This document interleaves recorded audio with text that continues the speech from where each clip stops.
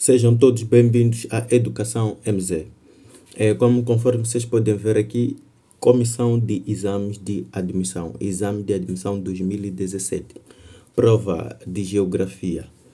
Então, este exame vale para outras 3 universidades: Universidade Lúrio, Universidade Licungo, Universidade Pungue e Universidade Rovuma. Acho que são 4, mais Universidade Save. Então, aqui queremos trazer essa correção de geografia. É um pedido que recebemos aí no grupo do WhatsApp, que fosse necessário resolver o exame de geografia 2017. Então estamos aqui para cumprir este pedido. Além disso, também tem uma coisa importante que nós queremos deixar aqui. A Universidade Pedagógica e a Universidade Eduardo Mondlane são instituições diferentes. A Universidade Pedagógica gosta muito de repetir as mesmas perguntas no exame. Por exemplo, temos o caso do número 1. Este número 1 repetiu no exame de 2022, taxativamente, assim, sem mudar e alterar nada. Assim como o número 19 repetiu para o ano 2022, sem mudar as opções, sem mudar os dados. Então, Universidade Pedagógica, que corresponde a mais 4 universidades, sempre a tendência é de repetir as questões. Então, vamos aqui corrigir isto diligentemente, quer dizer, com muito cuidado. Então, vejamos aí. Se ainda não se inscreveu no canal, faça a questão de se inscrever, porque já a próxima semana os exames serão realizados. Qualquer inquietação, por favor, deixe a sua inquietação, mas tens que trazer bases referentes à inquietação. Então, se ainda não se inscreveu, faça a questão de se inscrever, partilhe o vídeo com seus amigos que estão à procura de guia de correção de geografia. Isso poderá lhes ajudar bastante. Número 1. Prova de geografia, introdução à geografia. Na Constituição, preocupação da geografia radical durante os primeiros tempos. Aliás, desculpe, não constituiu preocupação da geografia radical durante os primeiros tempos. Então, quer dizer, aqui temos 3 opções que constituíram a preocupação da geografia radical e uma opção que não constituiu essa questão. Agora, o que é que nós queremos saber relativamente a isto? Primeiro, nós temos que saber o que é geografia radical. A definição da geografia radical é a seguinte: é uma abordagem crítica dentro da disciplina geográfica que busca analisar e compreender as relações sociais, políticas e econômicas subjacentes às dinâmicas especiais. Ela muitas vezes questiona as estruturas de poder. Estamos juntos? Questiona as estruturas de poder e procura entender como o espaço é socialmente constituído e influenciado por diferentes formas de dominação. Essa perspectiva pode examinar temas como desigualdade, marginalização e resistência, buscando uma compreensão mais profunda das relações sociedade e território. Então, estamos a perceber que a geografia radical tem a ver com política. Além de política, tem a ver com poder, igualdade e tudo mais. Agora, nós vamos procurar qual das questões aqui aborda isto. A linha A, a pobreza e os pobres. Então, estamos a ver que isso faz parte do poder, assim como da marginalização e tudo mais. A linha B, os grupos sociais marginais e as minorias. Isso também faz parte de socioeconômico e político. C, as condições de vida urbana. Também faz parte das condições. A linha D, o universo e o sistema solar. Então, a geografia radical não estuda nada acerca do universo e o sistema solar, mas sim aborda, como acabei de mencionar, abordagem crítica dentro da disciplina geográfica que busca analisar e compreender as relações sociais. Então, o universo e o sistema solar não tem nada a ver com relações sociais, nem políticas, nem econômicas subjacentes. Então, se tu fores a perceber, pobre e pobreza tem a ver com questões econômicas. Grupos sociais marginais e minorias tem a ver com situações políticas, ou mesmo a marginalização que eu acabei de mencionar. As condições de vida urbana têm a ver também com condições econômicas ou relações econômicas. Então, a opção correta é a opção D, sem nenhuma dúvida, porque a geografia radical estuda relativamente as relações político, por lá em diante. Número 2.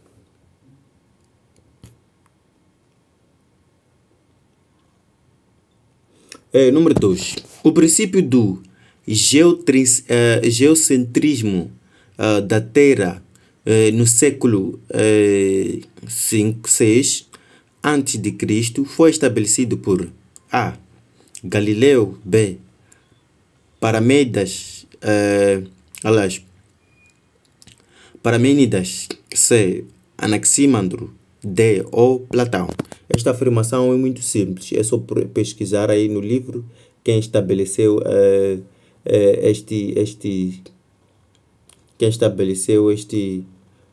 estamos com o número 3. Aliás, eu saltei.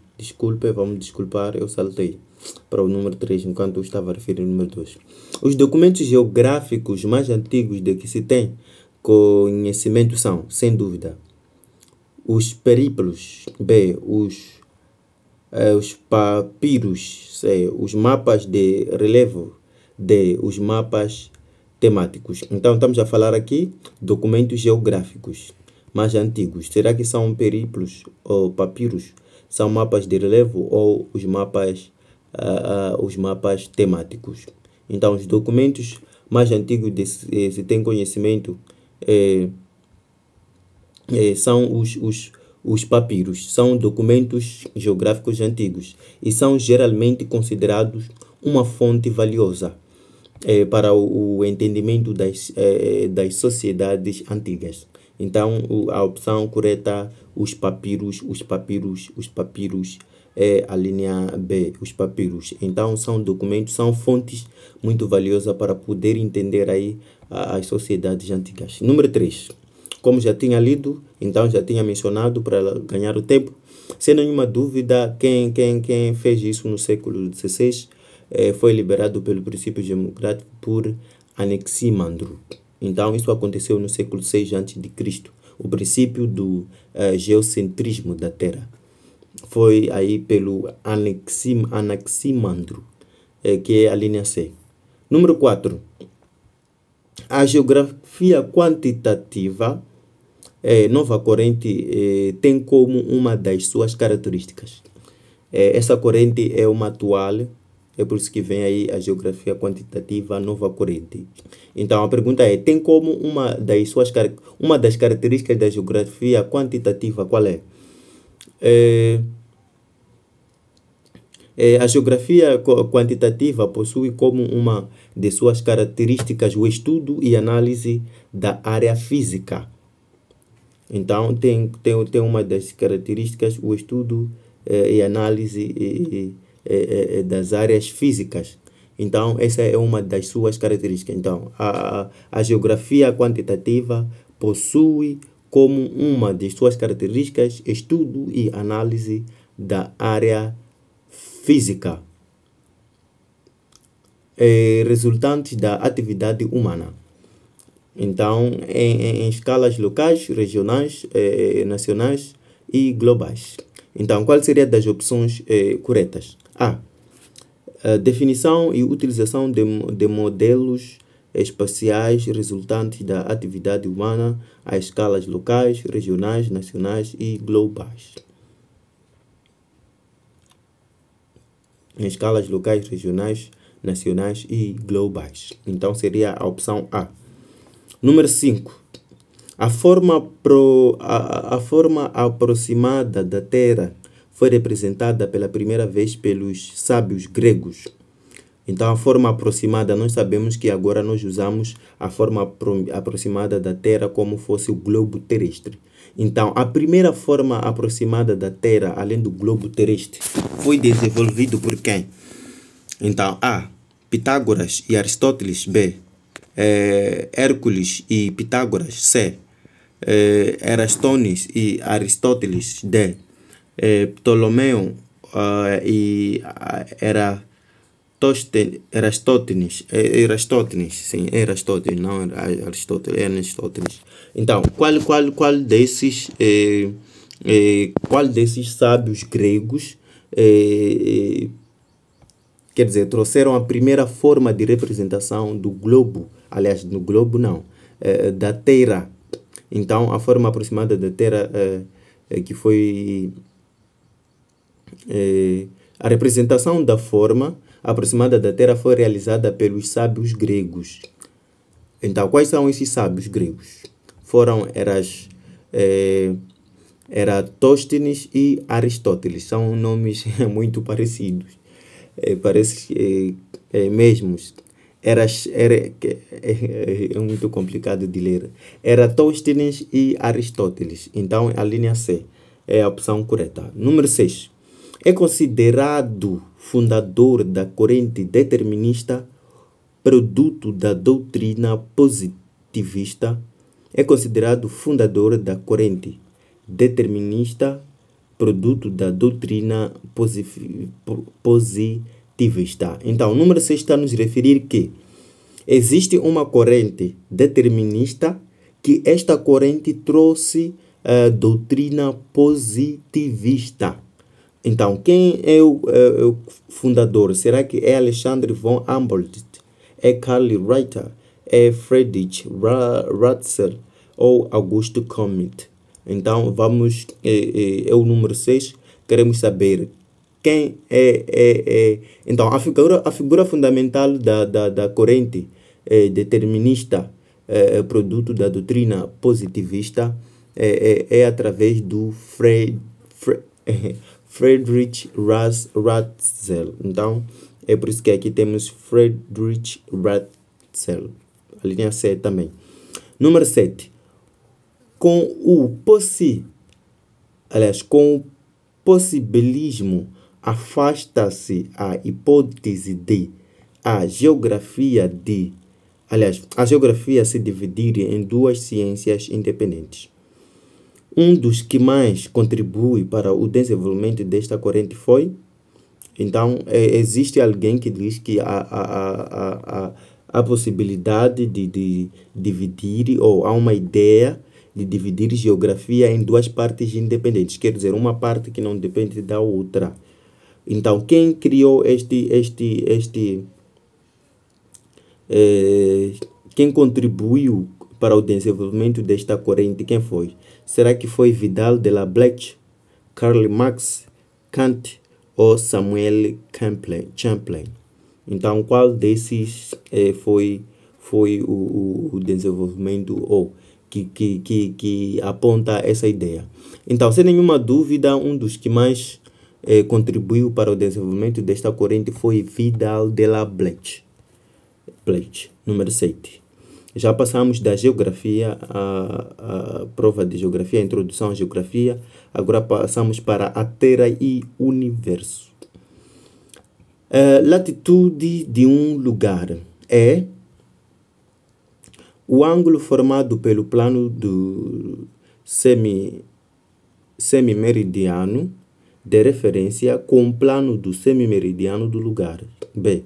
A distância vertical desde o nível médio das águas do mar até ao lugar. Então, quer saber o que é? Latitude de um lugar. O que é latitude de um lugar?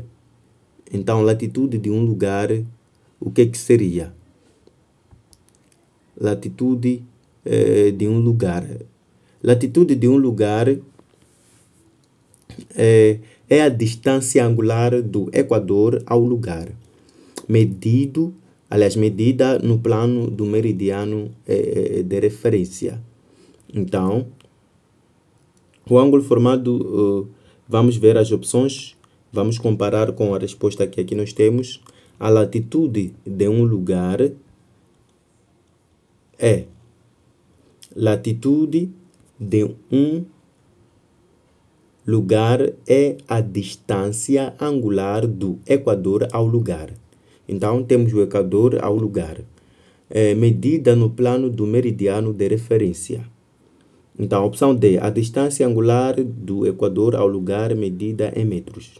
E aqui nós temos medida no plano do meridiano de referência.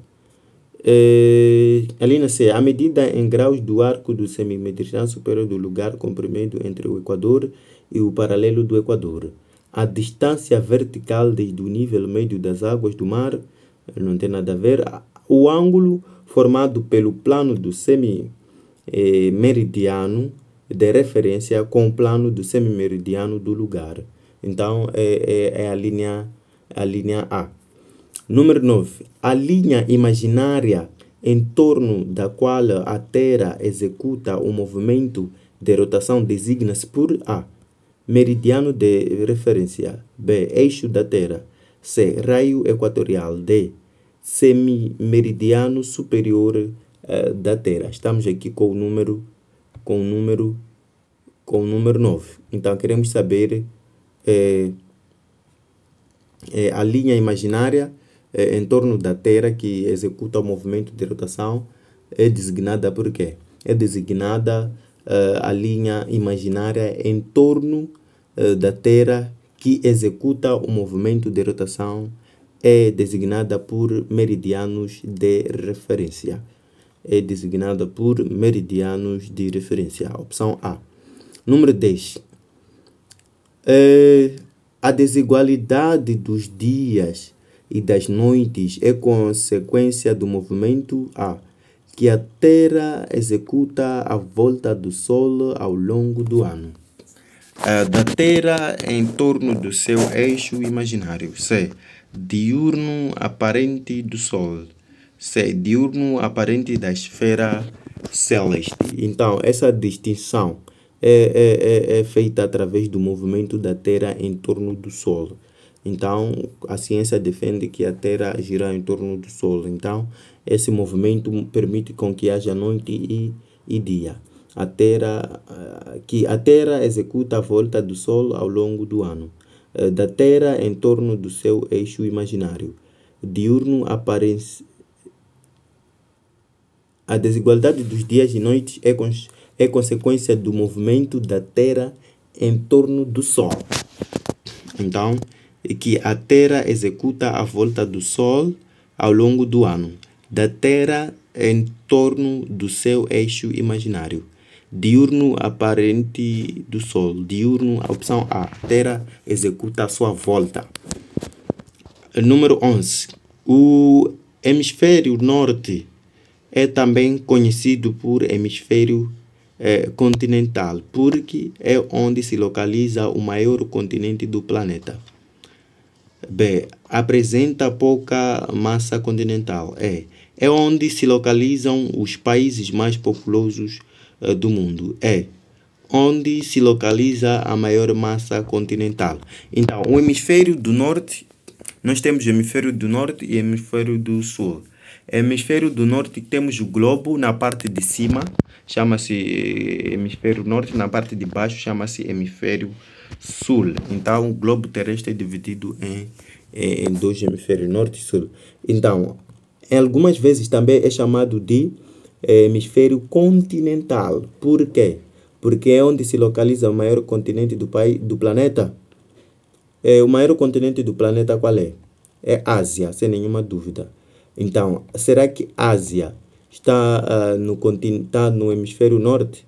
Claro que sim, que Ásia localiza-se no hemisfério norte. Mas será que essa afirmação está certa? Então, vamos buscar aí, porque é onde se localiza a maior massa continental. Então, a afirmação correta seria essa. É onde se localiza a maior, quer dizer, apresenta pouca massa continental. Opção B é onde se localiza os países mais populosos do mundo. É onde localiza essa maior massa continental.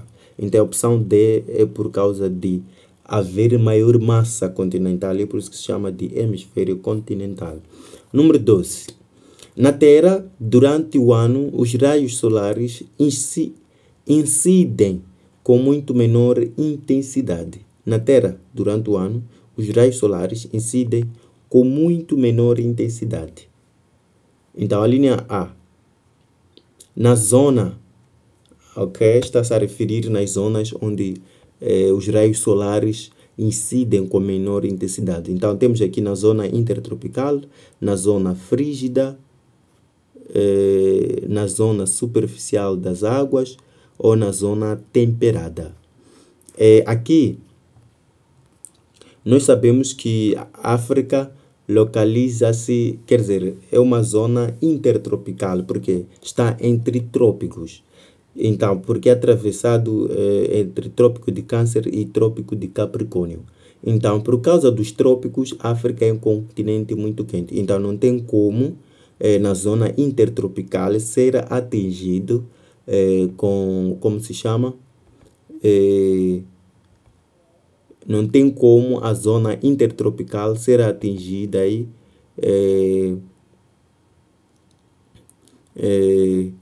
com, como se chama, com raios solares menores. Não tem como uma zona quente ser incidida.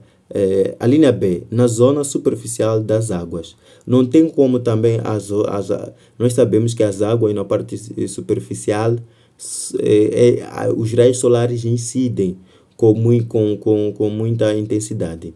A linha D, da zona temperada. Até que poderíamos dizer que é a zona temperada, mas a opção mais correta é a zona frígida. É adequado para esta equação. Por quê? Porque durante o inverno, os raios solares incidem com menor intensidade na zona frígida, além na zona temperada. Então, na zona frígida é onde ocorre mais aí a menor intensidade. 13. A que distância ficarão representadas num mapa cuja escala é 1 milhão, duas localidades separadas por 2 km. A linha A, 10 centímetros, B, 30 centímetros, C, 20 centímetros, D, 40 centímetros. Então, vamos entender a que distância ficarão representadas um mapa cuja escala, então já temos escala numérica, não é gráfica, escala numérica, duas localidades separadas por 200 quilômetros. Então, aqui é 1 por 1 milhão. E aqui os quilômetros são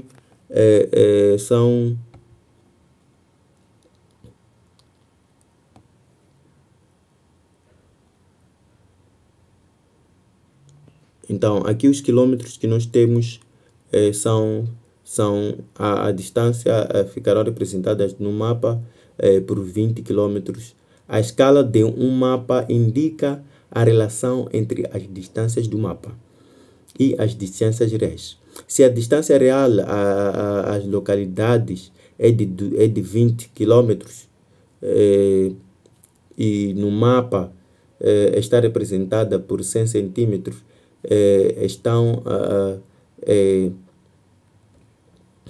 então, nós sabemos que a distância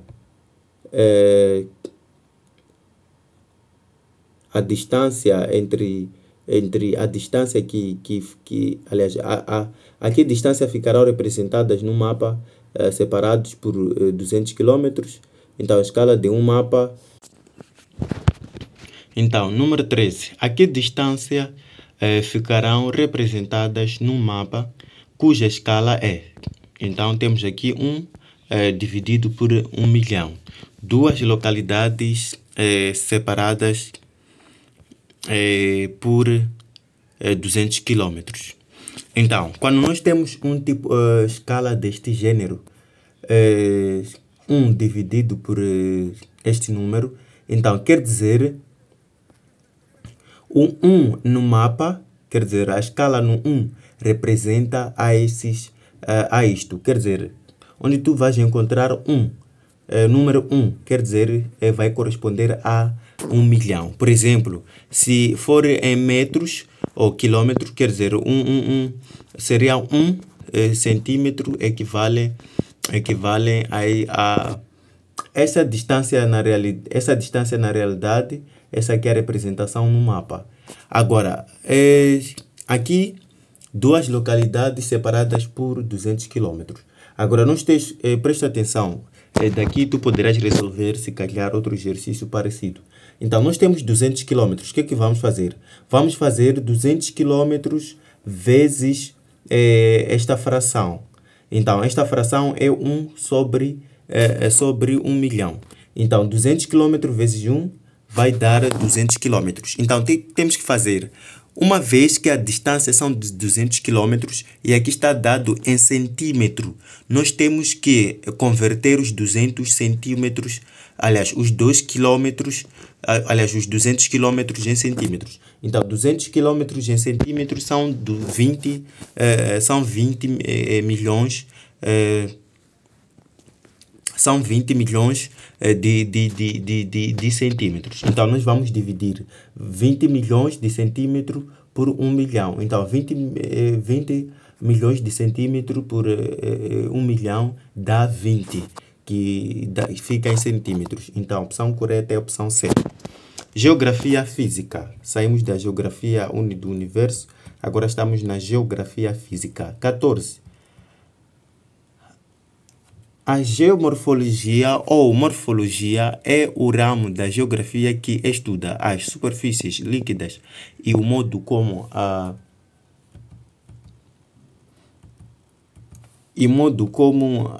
estas se distribuem pela Terra. B. As formas da Terra e o modo como estas evoluem. A distribuição das diferentes formas de vida na Terra. As condições atmosféricas e as suas variações espaciais. Acho que a opção mais correta seria a linha D. Mas vamos procurar investigar, saber o que é morfologia e o que é geografia. Aliás, a geomorfologia e morfogeografia é o ramo da geografia que estuda o quê?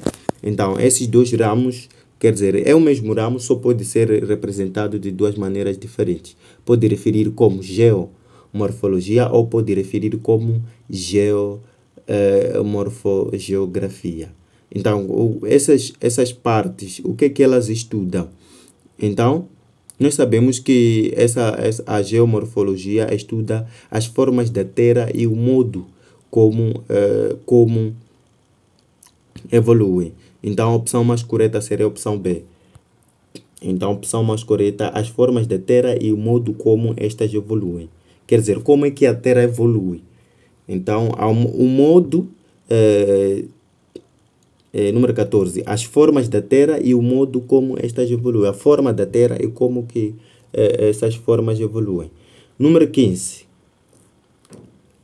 rochas sedimentares resultam da acumulação em camadas paralelas e horizontais de materiais provenientes da desagregação de outras rochas. Então, temos a definição.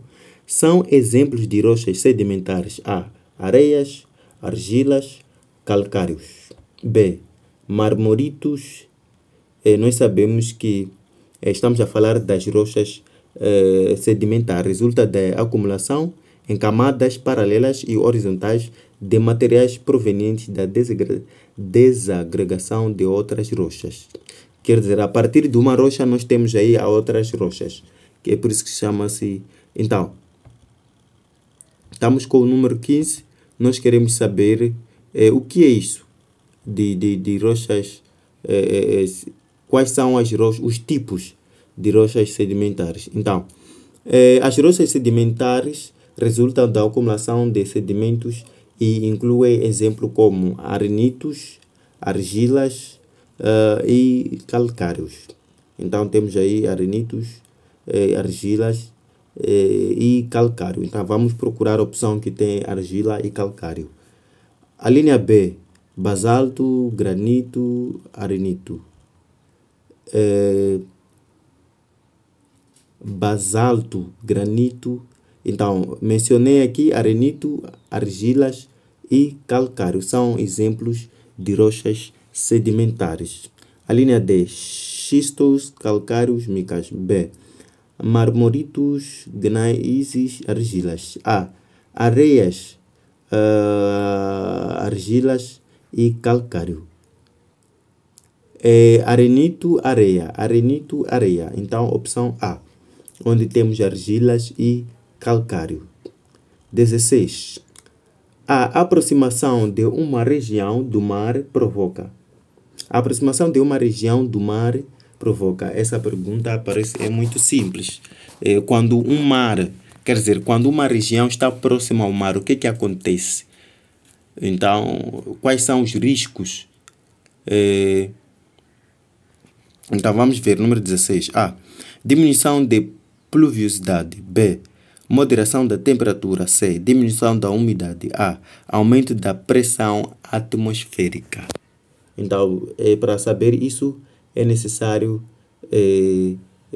saber o que acontece quando uma região aproxima-se. Por exemplo, para Moçambique, temos a região costa. A parte, temos o caso do Inhambane, temos o caso de Gaza, e indo adiante. Então, se nós formos a verificar, tem a parte da costa. Moçambique está quer dizer, banhado pelo Oceano Índico. Então, esse oceano, quer dizer, atravessa várias regiões do continente, aliás, do país. Então, para essas regiões que estão próximas ao mar, o que acontece nestas regiões? Será que há diminuição de pluviosidade, há moderação da temperatura, há diminuição da umidade ou há aumento da pressão atmosférica? Há moderação da temperatura. A linha B. A temperatura é moderada. É por isso que quando há calor, muita gente quer aproximar-se à praia, não é isso? Então, há moderação de temperatura. Número 17. Na troposfera, a temperatura diminui com a altitude, porque estamos a falar de troposfera. O que diminui a temperatura na troposfera é a altitude. Então, por quê? Porque então vamos ver qual seria a resposta, para não lermos todas as opções, para não levar muito tempo. Então, na troposfera, a temperatura diminui com a altitude. Por quê? Porque a temperatura diminui com a altitude na troposfera. Por quê? Porque a radiação solar é mais intensa à superfície da Terra. Então, a radiação solar é mais intensa à superfície da Terra. Então, na troposfera, a razão da diminuição da temperatura através da altitude é porque a radiação solar é mais intensa à superfície da Terra. A linha A. A superfície da Terra recebe-se mais energia do que aquela que se liberta. B. Quanto mais perto do Sol, maiores são as temperaturas registradas. C. À medida que a altitude aumenta, a radiação terrestre é mais fraca e a energia solar absorvida é menor. D. Quando subimos em altitude, as quantidades de gases de estufa aumentam e absorvem grande quantidade. Então, vamos entender o quê? Que a temperatura diminui com a altitude na troposfera porque a radiação solar é mais intensa na superfície da Terra. Então, esta afirmação, vamos procurar uma frase equivalente. A superfície da Terra recebe-se mais energia do que aquela que se liberta. Então, a radiação solar é mais intensa à superfície da Terra. B. Quanto mais perto do Sol, maiores são as temperaturas registradas. À medida que a altitude aumenta a irradiação, ali fala-se da radiação, aqui fala-se da irradiação. À medida que...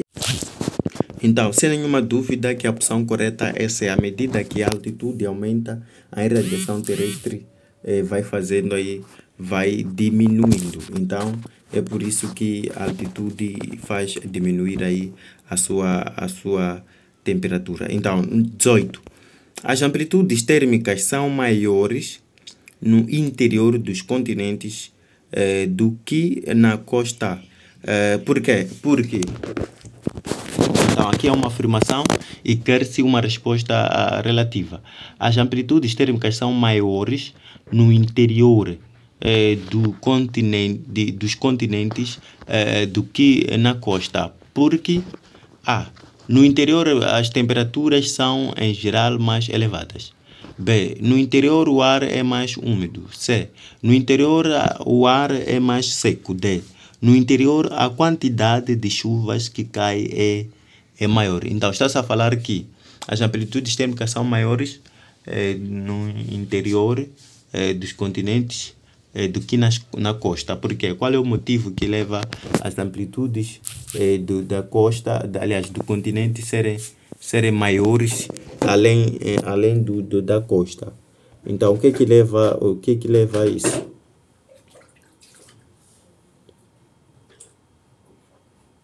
Então, nós sabemos que a amplitude térmica são maiores no interior dos continentes porque a quantidade de água nos oceanos ajuda a regular as temperaturas na costa. Então, como nós acabamos de ver um dos números aqui, onde falava sobre a aproximação de uma região do mar provoca a moderação da temperatura. Então, um dos motivos é porque as águas oceânicas ajudam a regular as temperaturas na costa. Então, como eu estava a referir, que as temperaturas, as regiões que estão na costa, há moderação de temperatura. Logo, no interior, as temperaturas são, em geral, mais elevadas. Então, a opção correta do número 18 é a linha A. Número 19. É essa questão que eu referi que saiu no exame do ano 2022. Taxativamente, assim com as opções do mesmo modo.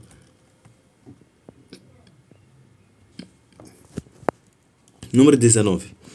Tabela sobre a variação da temperatura ao longo do ano. Mês: janeiro, fevereiro, março, abril, maio, junho, julho, agosto, setembro, outubro, novembro, dezembro. Temperaturas graus Celsius: 26, 26, 25, 25, 23, 20, 20, 20, 22, 25, 26, 26. Com base na tabela acima representada, a amplitude térmica anual é de... Agora temos que saber como calcular a amplitude térmica anual. Como é que se calcula? A amplitude térmica anual é a diferença entre a amplitude, quer dizer, a temperatura mais quente do ano com a temperatura menos quente. O que é isso? É só pegar a maior temperatura, subtrair com a menor temperatura. Então, aqui na tabela, qual seria a temperatura maior? Aqui temos 26,3, aqui 26, logo este 26,3 é maior, 25,2 ainda continua maior, 25 continua maior, 23 continua maior, 20, 20, 22, 25, 26,1, 26,3 continua maior, 26,1 e 26,3 continua maior. Agora já temos a temperatura maior, 26,3, que foi em janeiro. Agora vamos procurar a temperatura menor. 26 é maior, 25, 25, 23 menor, 20 menor, ainda estamos a descer, 20,4, 20,5, 20,5, 22. Então, temos aqui 20,4 e 20,5. A menor é 20,4. Dentre todas as temperaturas que nós temos, 26,3 é maior e 20,4 é menor. Então, é só subtrair 26,3 menos 24,4. Aliás, 20,4. Então, o resultado será 5,9. É a linha A. A amplitude térmica é calculada desta maneira, através da subtração da temperatura maior do ano com a temperatura menor do ano. E assim obteremos a nossa resolução. Número 20. Tal como as regiões com climas desérticas quentes, as regiões com climas equatorial localizam-se.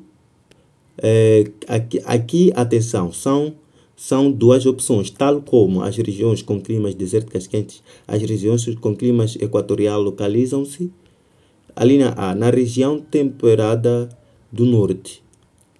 B. Na região temperada do sul. Nas regiões frígidas, na região intertropical. Então, nós estamos a falar climas desérticas. Logo, por ser clima desértica, estamos a falar de temperaturas muito altas. Então, só poderia ser nas zonas intertropical, porque é aí onde a temperatura é mais elevada. Na zona frígida, como acabamos de ver, é a zona onde há mais frio. Então, sem nenhuma dúvida que é na região intertropical, porque as temperaturas são quentes, porque estamos a falar de climas desérticos. Número 21. Savana é um tipo de cobertura vegetal característico das regiões com clima A. Temperatura marítimo. B. Equatorial. C. Desértico quente. D. Trópico tropical seco.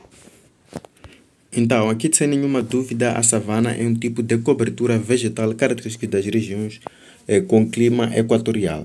22. A destruição de florestas tropicais constitui uma ameaça ao equilíbrio ecológico do planeta porque a. Pode provocar alterações perigosas no clima, nos ecossistemas naturais e nos recursos vivos do planeta. B. Como a floresta é um grande fornecedor de vapor de água, a atmosfera pode alterar bruscamente o clima das regiões intertropicais. C. Pode originar o desaparecimento de inúmeras espécies vegetais e animais. Opção mais correta, opção C. 23.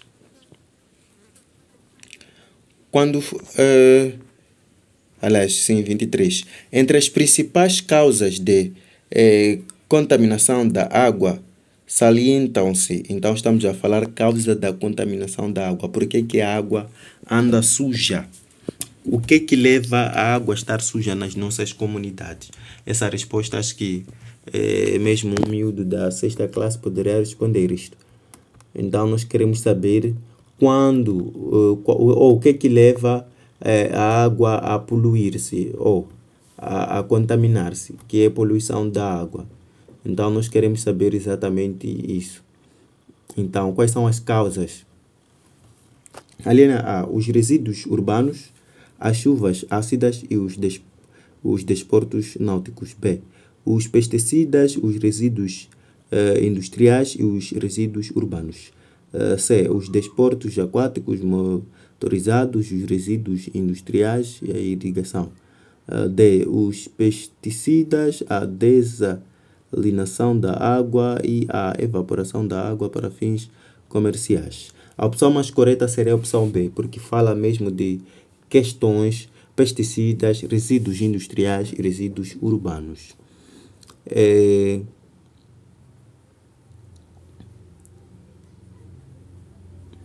Então, vamos. Geografia econômica geral. Quando falamos de taxa de urbanização, referimos-nos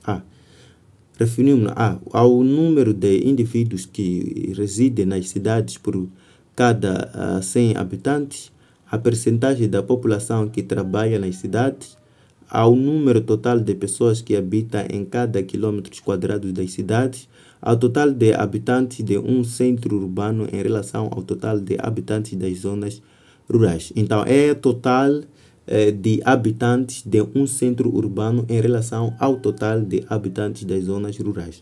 Porque estamos a falar, quando falando de taxa de urbanização, E então, a opção correta é a opção última.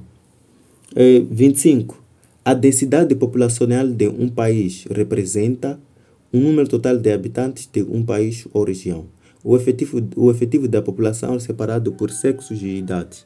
A razão entre a população absoluta e a superfície ocupada por ela. A diferença entre o saldo fisiológico e a mortalidade. Então, queremos falar sobre a densidade populacional de um país. O que é densidade populacional de um país? Então, a relação entre a população absoluta e a superfície ocupada por ela é a linha C. Então, é a relação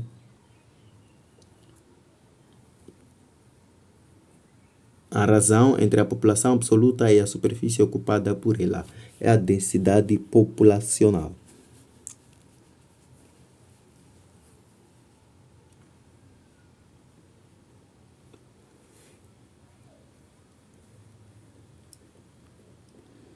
Número 26. A taxa de masculinidade indica o número de B. Homens por 1000 habitantes. B. Nascimentos de crianças do sexo masculino. C. Homens por 100 mulheres em idade fértil. D. Homens por 100 mulheres. Então, nós estamos a falar a taxa da masculinidade. Masculinidade, estamos a falar... quando nós ouvimos masculinidade. Masculinidade, então a taxa de masculinidade a taxa de masculinidade indica o número de homens por 1000 habitantes. Então, aí está a resposta. Homens por 1000 habitantes. 27. A subnutrição é um fenômeno frequentemente nos países em que o crescimento da população é muito superior ao crescimento de recursos. Algumas classes sociais se dedicam ao prazer da gastronomia. O crescimento dos recursos é superior ao crescimento da população. A produção de alimentos é dificuldade por fatores naturais e econômicos. Então, estamos a falar de subnutrição. O que é subnutrição? É um fenômeno frequente em países onde o crescimento da população é muito superior ao crescimento de recursos. Isso chama-se de subnutrição. Então, a opção correta é a opção A. O crescimento da população é muito superior ao crescimento de recursos. 28. A taxa de mortalidade infantil representa o número total de crianças que morrem antes dos 5 anos de idade por 1000 habitantes. De crianças que morrem antes de atingir 1 ano de idade por 1000 anos de idade. Então, o que é a taxa de mortalidade infantil? É uma coisa muito simples. A taxa de mortalidade infantil representa o número de crianças que morrem antes de atingir 1 ano de idade por 1000 habitantes. Opção C, sem nenhuma dúvida. Crianças que morrem antes de 29. Crise econômica verificada no início da década 70 deveu-se principalmente. Então, houve uma crise na década 70. Quando diz década 70, quer dizer no ano 70. Década 10. Então, durante este ano, década, porque quer dizer, a cada 10 anos. Temos década 80, para completar o 80 todo representa o número 10. Década 70, no ano 1970. Então, a crise, o que é que levou? A crise econômica na década de 1970 deveu-se principalmente ao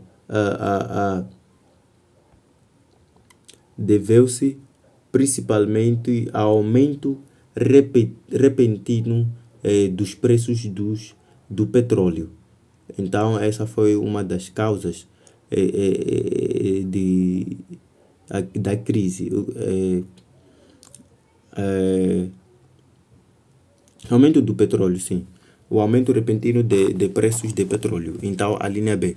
Isso não é nenhuma dúvida. Nós sabemos que quando há aumento desses combustíveis, normalmente também os produtos aumentam e de repente as pessoas já não têm o que comprar e por aí em diante. Número 30. O crescimento natural de uma população é... O que é crescimento natural de uma população? O crescimento natural de uma população é o resultado da soma algébrica do saldo fisiológico mais o saldo migratório. Então, isso chama-se crescimento natural de população, que é a opção D, o resultado da soma algébrica do saldo físico até 31. A agricultura de subsistência que predomina nos países em desenvolvimento é caracterizada por...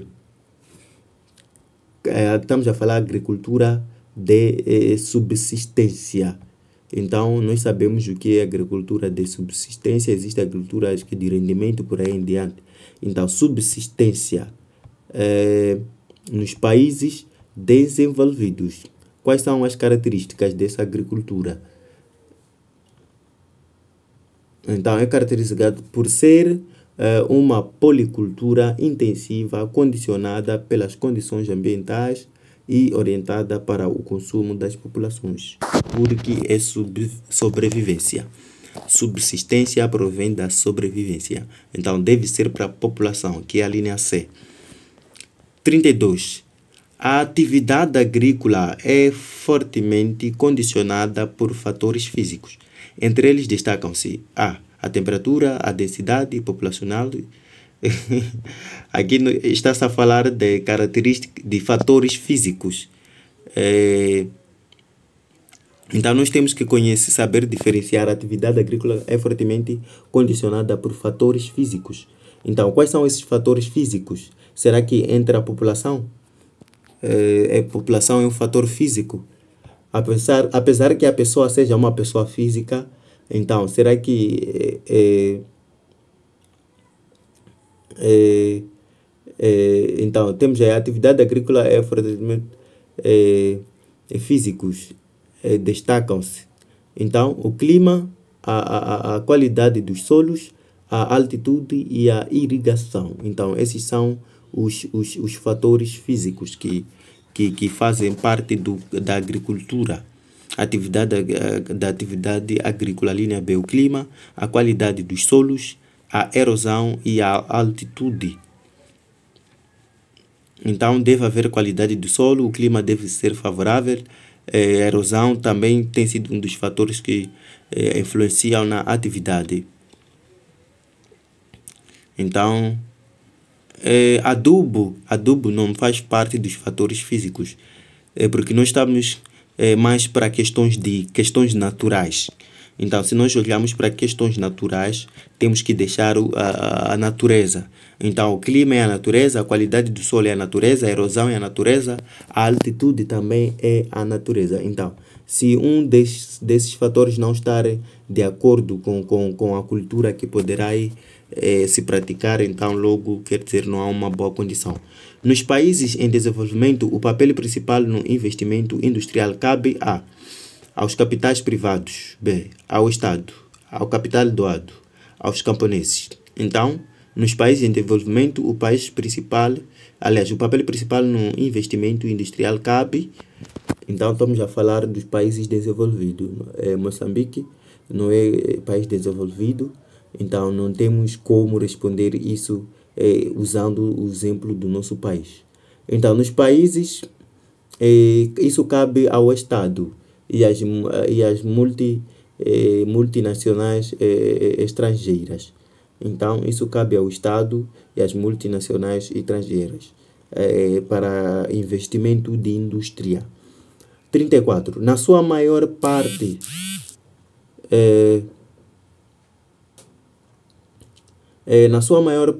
os novos países industriais, NPI, situa-se. Então, na sua maior parte, os novos países industriais NPI situam-se no sudeste da Ásia, B, na África Austral, C, na América Latina. Então, estamos a falar de novos países industriais. Então, existem os antigos países industriais e existem novos. Então, isso deve ser exatamente no sudeste da África. Aqui é a opção A. No sudeste da África está, aliás, não é África, no sudeste da Ásia está a haver aí a implementação de novas indústrias, quer dizer, novos países investindo na indústria. 36. Aliás, 35. Quando se fala de rede de transporte, refere-se a rede de transporte na geografia. Na geografia, quando se fala mesmo de rede de transporte, nós nos referimos ao conjunto constituído pelos portos, aeroportos, estações ferroviários e rodoviários, quer dizer, todos os conjuntos de transportes. Então, qual é a opção melhor seria aqui? 35. Ao conjunto constituído pelos portos, aeroportos, estações ferroviários e rodoviários. Claramente, a linha A. 36. O transporte rodoviário tem uma grande importância no transporte de passageiro e mercadorias, porque é o meio de transporte mais barato e rápido a longas distâncias. Não vamos dizer que rodoviário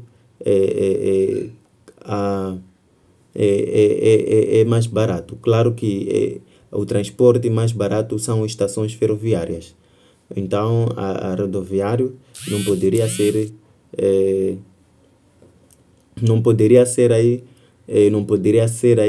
o mais barato. Permite uma grande facilidade de utilização, rapidez e independência de movimentos. Quase todos os países têm indústrias automobilísticas. Quase sim, poderíamos dizer. Na atualidade, é cada vez mais fácil adquirir um automóvel. Até que aí também poderíamos dizer. Mas qual é a opção mais correta para este caso? Sem nenhuma dúvida, permite uma grande facilidade de utilização, rapidez e independência de movimentação. É por isso que a linha B é a opção mais correta. 37. Entre as consequências das migrações nas regiões de partida, salientam-se. Entre as consequências das migrações nas regiões de partida, salientam. Então, estamos a falar migração. Migração é sair de um lugar para outro. Então, no lugar do lugar que a pessoa saiu, o que acontece? Então, quais são as consequências? Quais são os resultados disso? Então, estamos com o número 37. Então, qual é o resultado? Há uma diminuição da mão de obra, claro que sim, e há um envelhecimento da população. Então, qual seria a melhor opção? Vamos ler primeiro as opções todas. A linha A, um rejuvenescimento da população. Não tem como rejuvenescer enquanto as pessoas estão a diminuir. B, uma diminuição da mão de obra, claro. Já não haverá mais trabalho como antes havia. Um envelhecimento da população, claro, vai diminuir-se, pois há uma redução de efetivos ativos. Muito correto. A linha B. Já estamos na geografia de Moçambique e África Austral. Sabemos que Moçambique localiza-se na África Austral. Então, África Austral temos Moçambique, África do Sul, Botsuana, países do continente sul, porque a localização geográfica da África do Sul é que a África Austral, aliás, a localização da África Austral é que localiza-se aliás, a África Austral ocupa a parte sul do continente africano. Então, todos os países que fazem a parte sul são estes. Então, a República de Moçambique faz fronteira com os seguintes 6 países. Isso já é fácil, já conhecemos que é um deles, África do Sul, depois segue Malawi, depois temos Zimbábue e... então, aqui falou-se de 6 países. A linha A, Tanzânia.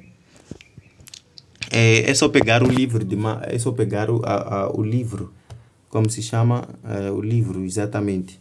Mapa de Moçambique. Pegar aí, ver quais são as opções. Então, a linha A, Tanzânia, Malawi, Zâmbia, Zimbábue, Suazilândia e África do Sul. África do Sul sim, Suazilândia sim, Malawi sim, Zâmbia, Tanzânia, Malawi, Zâmbia, República Democrática do Congo. Não é possível. República Democrática do Congo fazer fronteira com Moçambique. C, Tanzânia, Malawi, República Democrática... possível. D, Tanzânia, República Democrática do Congo, Zâmbia, Zimbábue, Suazilândia, África do Sul. Então, qual é a opção correta? Essa eu poderia deixar para vocês mesmo poderem responder essa questão. Poderia ser muito bom escolher a opção correta. Então, eu vou deixar esse exercício.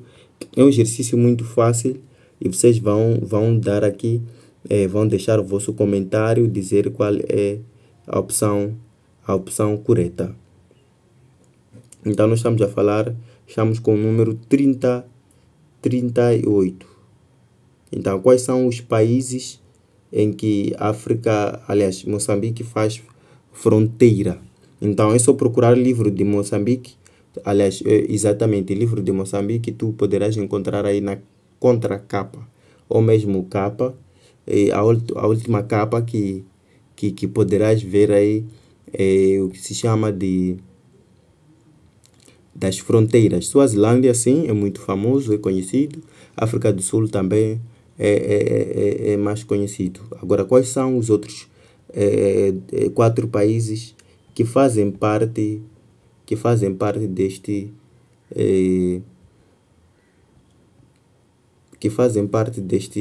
como se chama, da fronteira entre Moçambique e esses outros países? 39. O Lago Nyassa. O Lago Nyassa é um dos maiores em África, é partilhado pelos seguintes 3 países: A. Moçambique, Malawi e Zimbábue.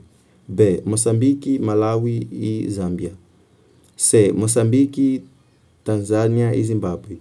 D. Moçambique, Malawi e Tanzânia. Então, quais são os países que partilham o Lago Nyassa, que é o maior lago que é o maior lago de África? Então, quais são esses países que fazem fronteira, aliás, que partilham este Lago Nyassa? Sem nenhuma dúvida que são os países Moçambique, Malawi e Tanzânia, que é a opção C. 40. O carvão mineral é um mineral energético de que Moçambique possui reservas importantes. Os principais jazigos de carvão localizam-se. Então, onde é que se extrai este carvão mineral que Moçambique tem por abundância? Onde é que é? Será que são onde é que se extrai esse carvão? Será que o carvão extrai-se em Pande, na província de Inhambane, ou Moatize, na província de Tete, ou Buzi, na província de Sofala, ou Maniamba, na província de Niassa? Sem nenhuma dúvida que é Moatize em Tete. 41. O exame de geografia é muito longo, é muito grande, mas são perguntas simples, porque não tem uma coisa tão difícil assim que poderia deixar aí um pouco. É só fazer a questão de estudar mesmo.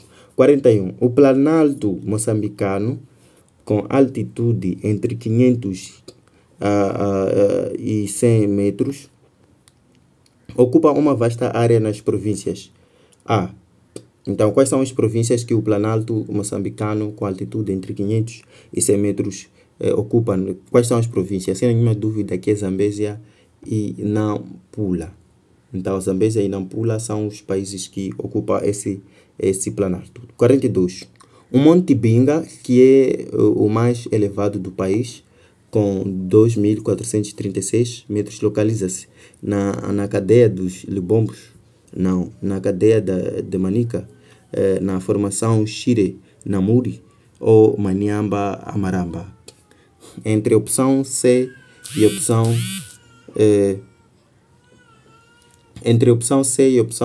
D, qual seria a opção? Então, estamos a falar o Monte Binga, que é o mais elevado do país, em 2.243 metros. Então, localiza-se na cadeia de Manica. Cadeia. Quando fala-se cadeia, não taxativamente a cadeia, aquela que prende pessoas. Cadeias montanhosas. 43. Os regimes dos rios moçambicanos é condicionado pelo clima. Deste modo, apresentam regime periódico, sim, possuindo caudais apenas numa parte do ano, enquanto noutra época chegam a secar. Essa é uma afirmação muito correta da linha A, porque os rios, aliás, os lagos de Moçambique são periódicos, porque chega um momento em que, aumenta, e há um momento que em que diminui. É momento em que diminui. 44. As 3 províncias de Moçambique onde há ocorrência de areias. As 3 províncias de Moçambique onde há ocorrência de areias pesadas são onde que se extrai areia pesada. Então, se calhar tu já viste no jornal que é Gaza, Zambésia e Niassa. Então, são essas 3 províncias onde se faz a retirada. 45. A barragem de Cahora Bassa localiza-se principalmente no rio de bacia hidrográfica no Zambésia. As 3 províncias do país abrangidas pela bacia hidrográfica do Zambésia são, sem nenhuma dúvida, são as 3 que são Tete, Niassa e Zambésia. Então, Tete, Niassa e Zambésia são abrangidos através desta bacia. 46. A Comunidade para o Desenvolvimento de África Austral foi inicialmente constituída como Organização da Unidade Africana, Comunidade do Oceano Índico, Comunidade da África Oriental, Conferência para a Coordenação de Desenvolvimento da África Austral. Sem nenhuma dúvida que é a opção de Comunidade para a Cooperação. Não foi nada de Organização da Unidade Africana, não foi nada de Comunidade do Oceano Índico, nem Comunidade da África Oriental. Primeiramente, era chamado de Conferência para a Coordenação ao Desenvolvimento da África Austral. 47. Moçambique possui vários acidentais da costa. O Cabo das Correntes localiza-se na província de A, Inhambane, B, Maputo, C, Niassa, Nampula. Cabo das Correntes, onde é que se encontra Cabo das Correntes em Moçambique. Então, Cabo das Correntes em Moçambique está em Inhambane. 48.